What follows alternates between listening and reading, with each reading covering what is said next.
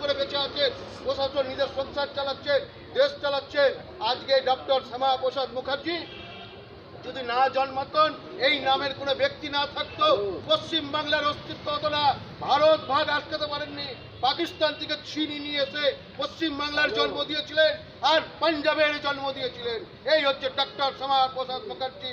তাই ডক্টর শ্যামা প্রসাদ মুখার্জি সেদিন বলেছিলেন জিন্নাকে, যে মোহাম্মদ আলী জিন্না ভারত ভাগ করেছেন, আমি পাকিস্তান ভাগ করেছি। ডক্টর শ্যামা প্রসাদ মুখার্জি এই পশ্চিমবাংলার জন্ম দিয়েছেন। ওপার বাংলা থেকে যে উদ্বাস্ত হয়ে হিন্দুরা ঘর বাড়ি ছেড়ে চলে আসবে, তাদেরকে রাখার জন্য পশ্চিমবাংলার জন্ম হয়েছে। স্বাধীনতার আগে পশ্চিমবাংলা নামে কোনো রাজ্য ছিল না, অখণ্ড বাংলা ছিল। পশ্চিমবাংলার জন্ম দিয়েছেন।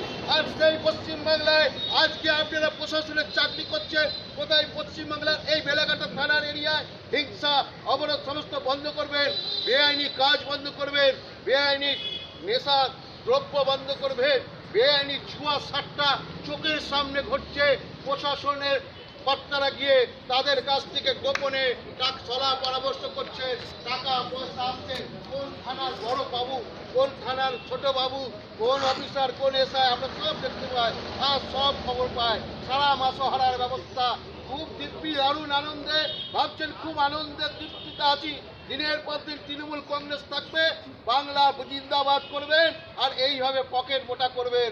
এটা কিন্তু মনে করবেন না ভারতীয় জনতা পার্টির আমাদের রাজনীতি করে আমাদের একটা, আপনাদের যেমন গোয়েন্দা ডিপার্টমেন্ট আছে, আমাদেরও গোয়েন্দা ডিপার্টমেন্ট